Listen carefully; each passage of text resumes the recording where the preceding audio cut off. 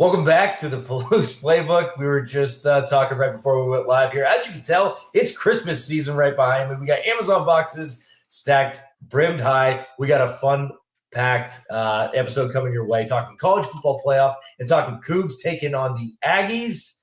But first, let's take it away.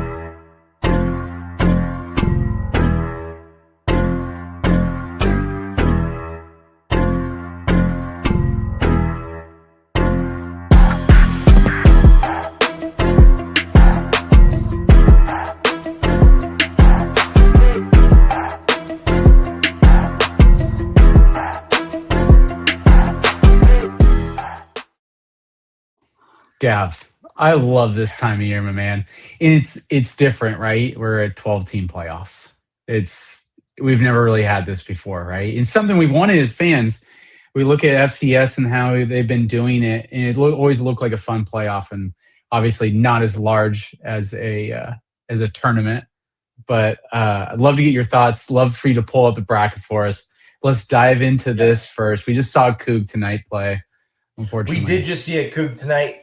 In John Mateer, here's the playoff bracket as it's set right now. Tonight, you got to see Oklahoma take on Alabama, where Alabama won 34-24 over former Coug John Mateer. So John Mateer came out, actually had a pretty good game. He was thunder and lightning for the first part of it. I believe it was like 17-0, 17-7. Looking really good for Oklahoma. And then, unfortunately, Alabama played Alabama football, and they came back and won 34-24. But we're really here to talk about the rest of this and how does it relate to Wazoo. You got JMU, you got Tulane representing Group of Six, and a lot of people are mad about it. And to be honest, I can't disagree more. The fact that we have parity in the game of football is what this game should be about. We all watch the NCAA March Madness, and I think we love it when we see a St. Peter's win the first two games and make it to the salacious 32 or whatever you call it. We love seeing those storylines. We love seeing that. But also with this, there's a couple storylines here that I wanted to point out. Ole Miss and JMU both do not have the head coach they started the season with because they both took other jobs. Crazy to even say that. Your team makes the college football playoff, but you're off to do bigger and better things for a team that didn't make the college football playoff. Just incredible, the current landscape. It definitely bleeds into NIL. It definitely bleeds into transfer portal. But the coaches are also taking advantage of this as they've kind of done before. But you're seeing it shed the light with now 12 teams in the college football playoffs. So as it stands right now, we are in for a great Saturday. JMU taking on Oregon. I almost said Utah. University of Miami taking on Texas A&M, and Tulane taking on Ole Miss. You have to think between JMU and Ole Miss, there's a chip on their shoulder, especially for JMU having to come into Autzen Stadium, having to play the big dogs in the big dog house. You have to think that JMU is just coming with a chip on their shoulder and just with everything going to be left on the field. And then Ole Miss, they're even wearing – I heard a story today on I believe it's Pat McAfee talking to Nick Saban today. Ole Miss, Trinidad Chambliss, they came out. They're wearing the jersey that Lane Kiffin hated wearing the most. They said he hated gray pants, navy tops and navy helmet. Hated that combo, so that's what they're wearing to the house tonight or to the house tomorrow. Very curious to see on how they finish. And man, a tough Tulane is going to have to kind of fight the beast on that one. But I wanted to at least talk about the college football playoffs, the landscape of it, where it's at, where it's headed, and just a little bit of predictions here. I think between JMU, Tulane, yeah, you might see good games. I don't know if you're going to see a victory just because of what's happening. JMU might have I can't even say that. I think Tulane has the upper hand just with the coaching staff change with Ole Miss, with what's going on there. Chad, do you have any thoughts on just these Group of Six teams representing and what that means for the Cougs? I love it. I mean, take a breather, buddy. You went dive on in. I had a lot to cover. I mean, 3 big games. And you look at it too, and I look at 2 different games where I think there's a really heavy favorite. I mean, Ole Miss, I think, actually, in my opinion, is probably going to blow them out of the water. I think they have a really strong team. I'd have to really look, I think, at the portal situation. But from what I've seen, I haven't seen anybody throw their name in the hat in the portal in this playoff situation. So the guys that got them to the dance are still there. I think when you just look at just the team itself, Ole Miss beat Tulane during the season, and it wasn't even close. I think it could be a little bit closer game. JMU playing Oregon. I think Oregon's going to run away with that. The Cougs played JMU super close. I just look at that. It's tough. But you're right. Like, there's one thing I love, though, Gav, is what you're talking about with the Cougs, is in what we've talked about for weeks now, and why we talk about 1890 Club, why we talk about the collective, is it's about getting the seat at the table, right? It's you don't have to be in the Power Four to really.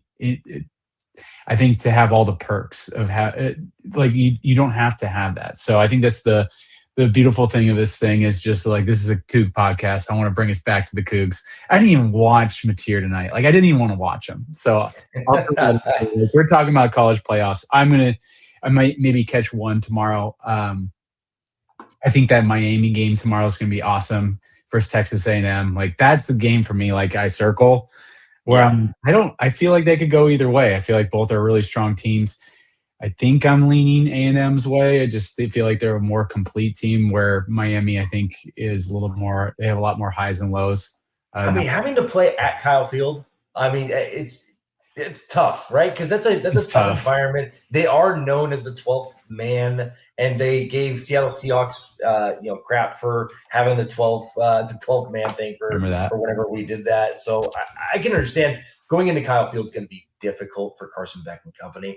So I'm curious to see how that one plays out. I would lean towards Texas A&M, but I think it's going to be a good game. I agree with you. Yeah. I mean, BYU should be in this tournament one. And speaking of 12th man, let's talk about another slogan that was taken that kind of grinds my gears a little bit. It's the Go Cougs with BYU. That popped up out of nowhere. No, that's not a thing. We're Go Cougs.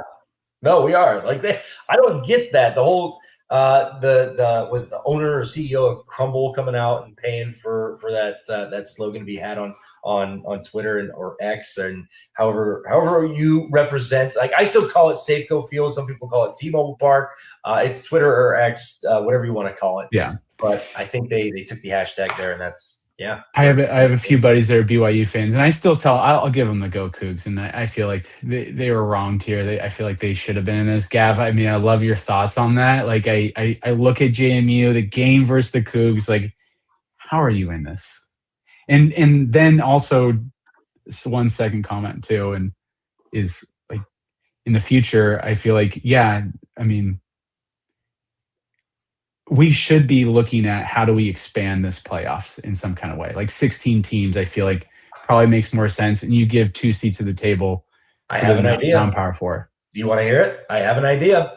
So how about this? Because Notre Dame and BYU had great years, and also Nick, thank you.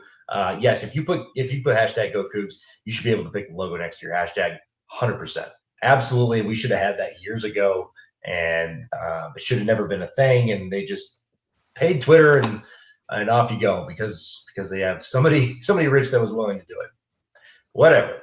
But my thought process on the college football playoff and kind of how to enhance it is because so many people are mad about the group of 6, and saying that because you go 11-1 in group of 6, and your schedule isn't as tough as the Big Ten and SEC and some of these other teams that they're playing, have a 14 play-in for the final 2 spots. And you can put Notre Dame playing Tulane, and with this comes the caveat. Notre Dame in that 4 game every year. Yeah, I mean, look what they do in the national championship every time they go. I'm sorry, you've earned that right. Sorry, that was some shade at Notre Dame that was unsolicited, but shoot, I lost my train of thought there. But there's you have that prove it now, where it's like Notre Dame plays Tulane, and now there's no ifs, ands, or buts about it. If Notre Dame mollywops Tulane, okay, they get the seat at the table for the final 12. The caveat to all this, this is where I lost my train of thought. The caveat to all this, get rid of the championships. Get rid of the SEC championship and all that stuff. Both of those teams are going to the playoffs anyways. Screw it. Give them an East and West champion. Or it's all going to be regionalized eventually. Yeah, and find a way to make it work. I'm just throwing out ideas. Like, you can find a way to make it work to where both teams are credited with whatever, or if you want to crown one team over the other, I twist my arm one way or another. I don't care how that plays out. However, get rid of the championships and then worry about the playoffs. The playoffs are what's going to make more money than the championships. And also, can we have these games like we just saw Oklahoma host this game? Can we have these games at home fields? I get the bowl games. I understand you got to make money, but if you are a top 4 seed, you've earned that. You don't even get a home game, but Oklahoma does, and they're an 8 seed. Doesn't make sense. Your school misses out on money because you got the number 1 seed in the nation. That doesn't make sense to me. So find a way to where the first set of games are bowl games and the second set are home games. So that way there's home field advantage and there's money coming back into the school. Sorry, a little bit of a rant there, but I like it. I like that. It's a good thought. Yeah, my big thing was to expand the playoffs, I guess, just slightly more, but there's proven ground here where Notre Dame has to have that play-in game, or BYU has to have that play-in game against a North Texas, against JMU. So now when you get to the final 12, you have an idea of, okay, North Texas, like, you just got proven, even though you're 11-1 and you're bitching and all this stuff, like, you just lost to another team that shouldn't have been in or didn't get in last year. So that was one of my workarounds on way to kind of navigate it. It's in preliminary. I know there's going to be bashing against the idea because, we want a true 12 and the G6 doesn't belong and we're here and you're there, or whatever you want to call it. There's going to be people that disagree with this idea, and I know it. But that's my idea. That's a way to help mitigate it. It's not perfect, but it's a way to help mitigate the process on where it's at right now. Because there's just every year, no matter what you do, somebody's going to bitch about the idea. Somebody's going to bitch that they didn't get in. Yeah, well, college football in general, you hear from a lot of coaches. You hear just people talking about it. The word "broken" comes up all the time. It's broken. It'll eventually get fixed. I don't know when. Probably not now. Probably not until TV contracts get figured out and things move around. And speaking of fixing things, let's go ahead and fix this 1890 Club. Join the 1890 Club. We got the approved logo here. Go ahead and figure that one out. Join the 1890 Club. Honestly, even if you can't join the 1890 Club, if you can't commit to 1890 per month, which, hey, we all got student loans that we got to pay, there's other ways. Get in contact with the Cougar Collective, even a $5 tip or whatever the case may be. If that's all you can afford, hey, everything's appreciated. Just because you can't join the 1890 Club, everything is appreciated, but the 1890 Club is kind of the selling point at the moment. So get in contact with the Cougar Collective. We've heard nothing but great things right now. I know Chad's involved way heavier than I am. Numbers are skyrocketing right now. And with Kirby Moore, it's just going to get even better. No, yeah. And I think the biggest thing to point out is I think this last year, 97% of donations went back to players. So everybody's in there are volunteers, but they're they're professionals. They're using their profession to help the Cougs, right? So it's ran by lawyers and they do a hell of a job. They know what they're doing. You see just, I think the biggest thing too, like contractually clawing back on players that don't want to hang around for the bowl game, right? So I think it's nice knowing that you're giving to a program because you enjoy this program, right? You're a fan, family went there, you went there, right?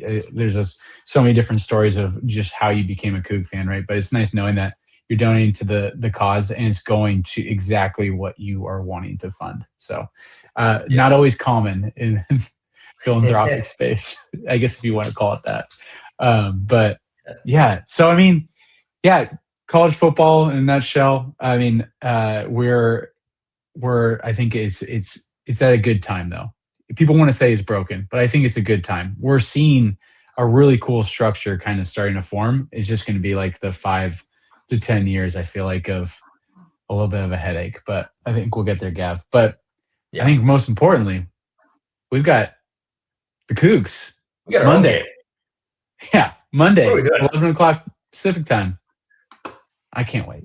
I can't wait either. And we got a couple watch parties down here in Arizona. If you happen to be in Arizona, Nice. check the cold beers and cheeseburgers off of Shea Boulevard in Scottsdale, or Wicked Rain, which is a Seattle bar. If you haven't been out there, I watched a couple Seahawks and Mariners games out there. It was a blast. They have all Pacific Northwest beer on tap there. So if you happen to be in Arizona at any point in time during this season, during this game, during next season, or any other time, Wicked Rain and cold beers and cheeseburgers off of Shea Boulevard. Make sure to get out there. It's nothing but Cougs. I love that. I'm still debating on, do I just fly in same day? Come on in. Some flights. Yeah. We'll work it out. We can make it. I gotta get some time off. We'll figure that out though. Boise's up and down anyways. Yeah. I mean, really, this game, I'm excited about it. We're really, if you just want to lay it out, it's just like 2 years in a row losing our coach and being able to still fill out a roster that you look at it on paper. I mean, I feel like 95% of our roster is still there. Our starters are all there, right? So you just look at it. It really is just out. Voorhees, like, kind of just look at it from guys that haven't been able, who have entered the portal, right? Of not being able to play and help support our team. But outside of that, like, I feel like we have all the pieces in place to still be able to run our roster. Gav, I know there was something you had talked about too. It's just somebody who's going to be unemployed after this game. I know Kyle and Joel couldn't make it tonight, but I know Kyle would love to hear your thoughts on Danny Freund and what this means for him. Yeah, I mean, it's a little surprising. So I will say this. I did see a tweet earlier that put out the Iowa State coaching staff and where it currently sits. Right now, they are without a running backs coach. Would be curious to see if Danny Freund jumps into that slot over there. Wouldn't be surprised, right? There's some sort of relationship there, whether he agreed with his offensive coordinating calls, whether he didn't. There's at least a history there. There's a chance that he can come back and rejoin as a running backs coach and kind of start anew with that direction. I think with Kirby Moore, it's an absolute no. There's no chance that Danny Freund comes back to coach with Kirby Moore. I mean, maybe as a running, I don't even know if you'd be interested in him as a running back. I'd rather give it the keys to Luke Falk. Oh, I mean, from a running backs, okay. Yeah, I mean, anything, right? I mean, he's had experience as an offensive coordinator. Guys jump around in positions, so that's not very true. Normal. That's very true. Would like to see Luke Falk in some capacity. I would like to see Luke Falk. We've talked about a couple Cougs in the past that we'd like to see. Jahad Woods.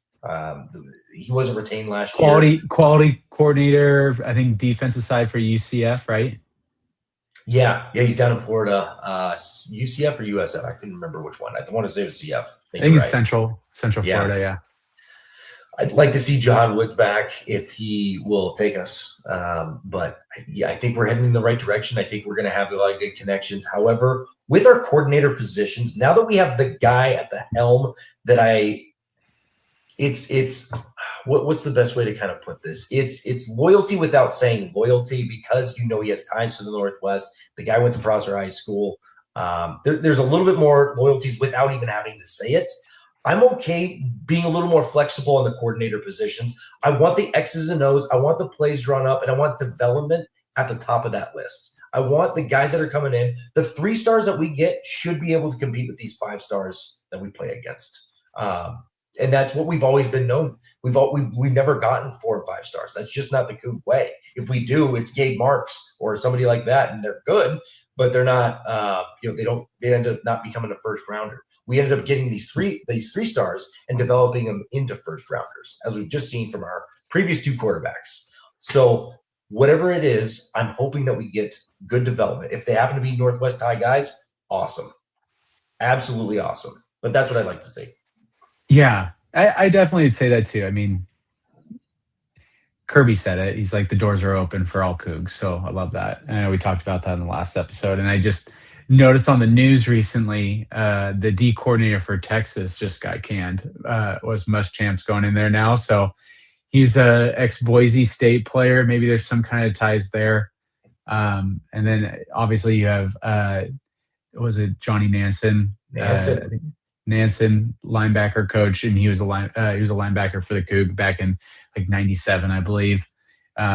So you look at that. You also have Banks too. So maybe there's some names that pop up. There's a lot of names in ex coach like Brett Bartoloni. He was the interim O coordinator at Colorado. What does it look like? What does his career look like out? Because Colorado just hired, what was it, Sac State's head coach, I think it was.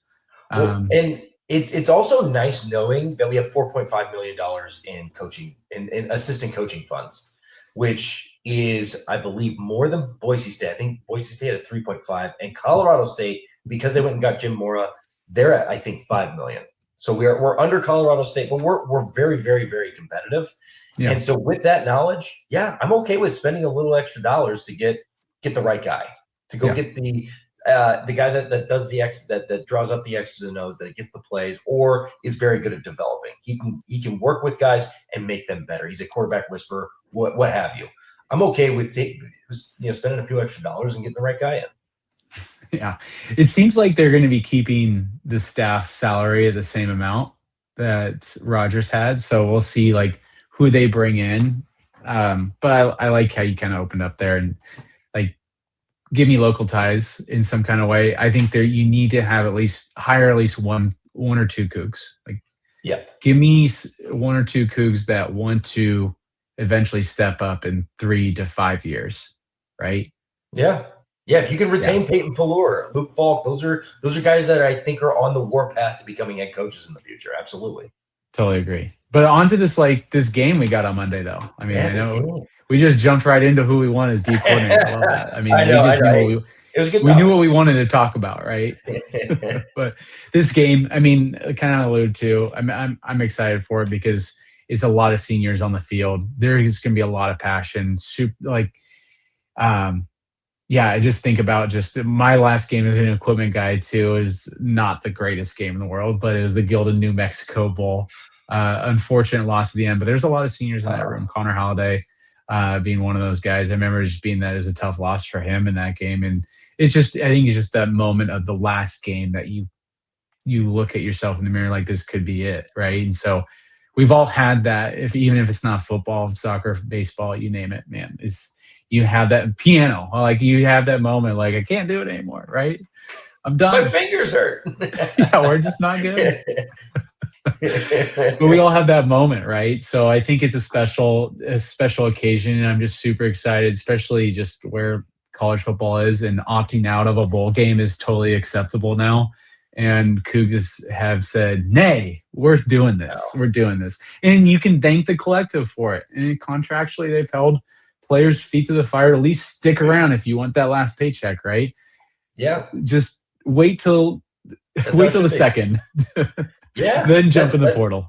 That's how it should be. I completely agree, and I'm glad that the Cougar Collective has done a fantastic job of structuring it that way.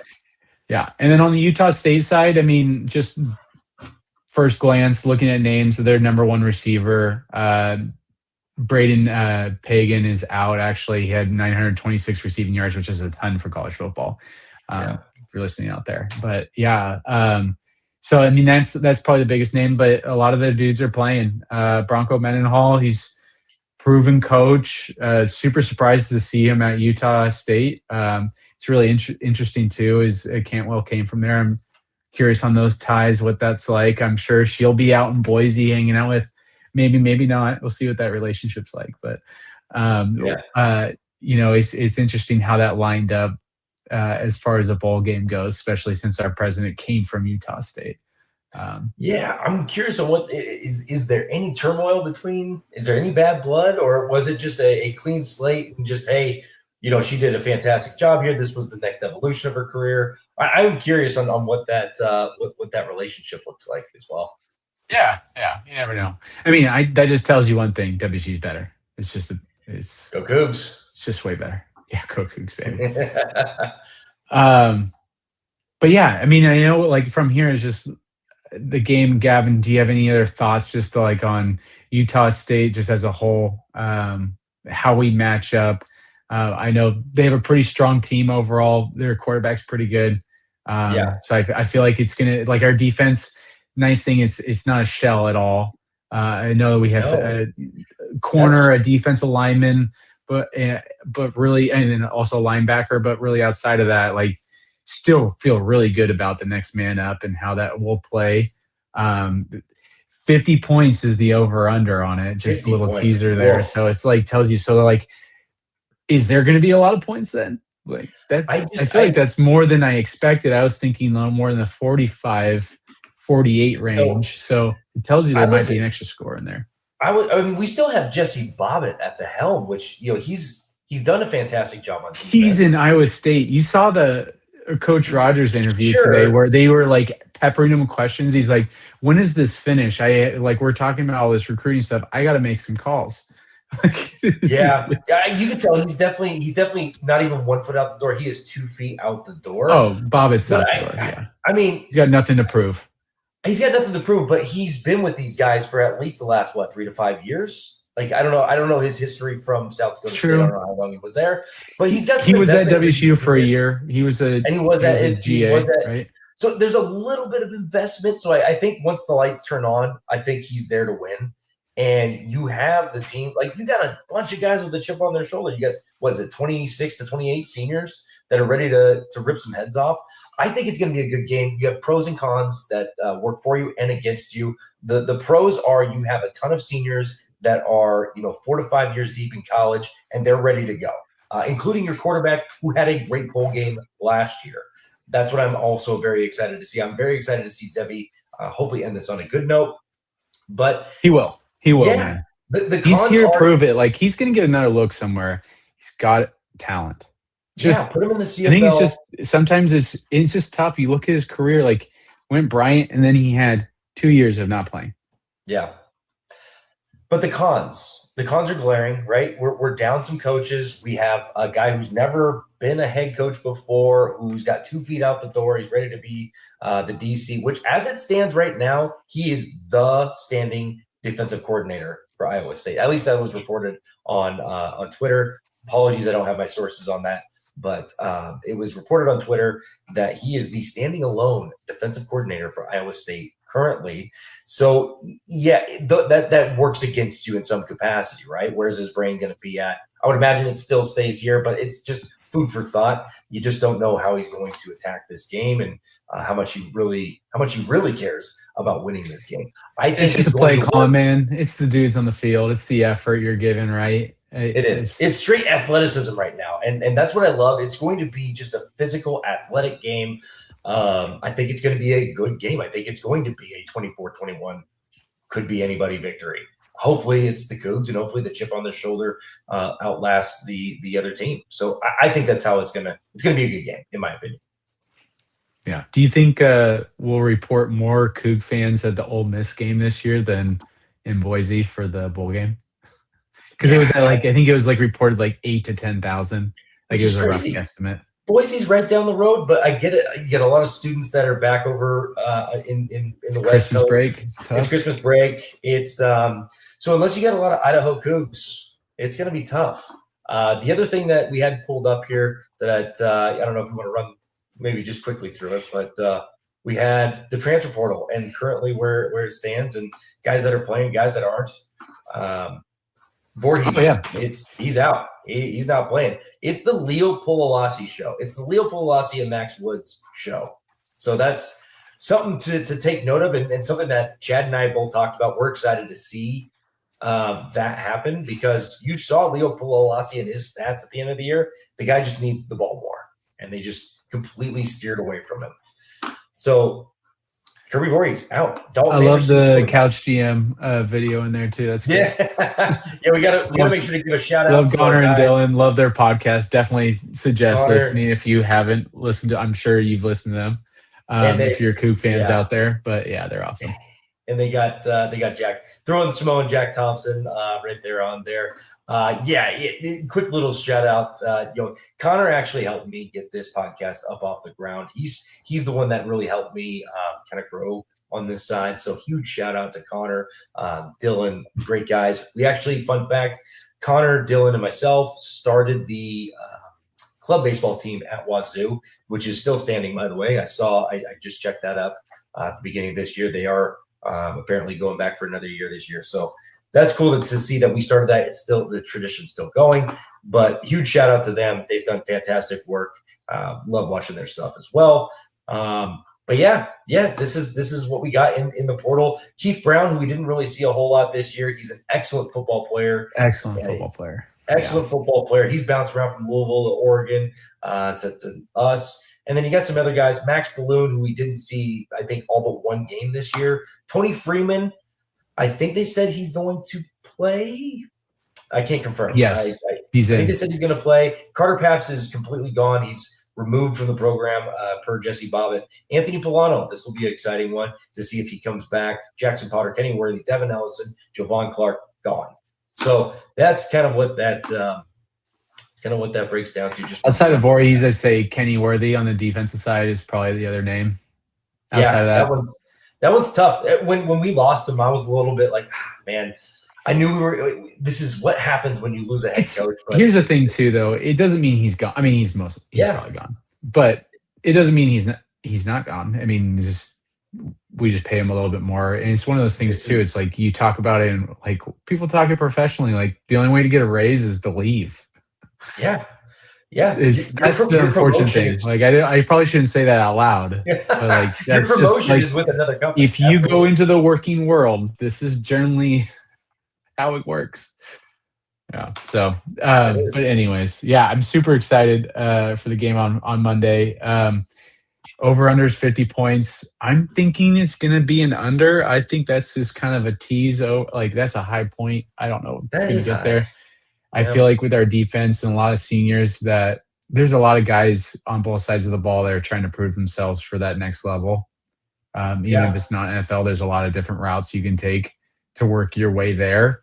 I mean, let's go, man. I'm feeling like we're definitely under there. Cougs are not favorites though. That's the surprise. I'm hearing a Utah State seeing that they're 1.5 point favorites.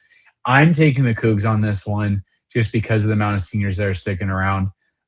So lock of the week for me, just because I'm questioning the over/under. What does that look like? I'm taking the Cougs cover 1.5. I'm taking the Cougs cover, and I'm calling it 24-21 Cougs. My question to you would be, and I didn't do enough research. Maybe they've already come out and say it. What is Kirby Moore's position in this game? Is he just going to be sitting in the stands watching? Do they have a booth? Boise State guy. I'm sure he's going to be there. Right? He'll know a lot of people that are in the facilities around that building. Well, he's got to be shaking hands. He's got to be watching these guys. He's got to know who he wants to retain or try to retain and how much to pay some of these guys. So I would imagine he's in there in some capacity. Is he on the field? Is he in the booth? What are they doing for him? I think he's giving space to the players in some kind of way, but I think you have to you're selling. I mean, it's different than it was when I was in the Coug locker room, but you got to sell yourself too, right? You're a new guy in there. What's your mentality? So I think we're going to lose guys. There's no question. We're going to lose guys. And it's going to be a consistent thing, but we're going to have stability now. We will. I feel good about that. Not only is he a new guy, he is a brand new head coach. And that's one thing I want to caution Coug fans. And most of us, I think if you're a Coug fan, there's a good chance you're a Seahawks fan too. We had Mike McDonald, who came in as a brand new head coach with just a crazy good background defensively. There's going to be bumps in the road. Stick with it. Mm-hmm. Stick with it. We got a guy that potentially could be here long term. We got him from the area. Stick with it. There could be bumps in the road, but if you let him work out his kinks, I think this is going to be a fantastic hire when we're 5-10 years down the road. Yeah, I love the story that Josh Meredith. I saw just a video of. I guess Kirby actually recruited him at Fresno State when he was the offense coordinator there. So I love that that. was cool. He had good things to say about him. Obviously, hadn't talked to him, and he said like 2 years or something like that. But good things to say. I think it says a lot too. Just hearing about just our offensive linemen having some positive notes on just wanting to stick around. You're hearing those whispers, so love hearing that. Offensive linemen are tough to develop, and you want to keep them staying around. I love that Cougs for. I think it's the Cougs first video of just them going down the river and just fishing. It's just I love that camaraderie they have. So it's just like you want to keep those traditions alive, man. Those are Yes, sacred. But 100%. Gav, any other thoughts though before we go? I mean, I'm thinking I got my Mariners Coug jacket on right now. I know we were talking about a Friday night, maybe hopping on talking some Mariners. Are you thinking Mariners after this, or are you out? We might be doing some Mariners. We'll be back or we won't be back. But either way, Don't stick around. either way, stick around or don't stick around. But no, what a fantastic way to kick this portal season off, right? Like, excited for this game. That's where I'm at. I'm excited to see these seniors get this last game, and we have just a plethora of them. I'm really excited for these seniors. Yeah, nice, man. Well, all right, Cougs. It's been a fun night. I'll see you Monday. Let's ride.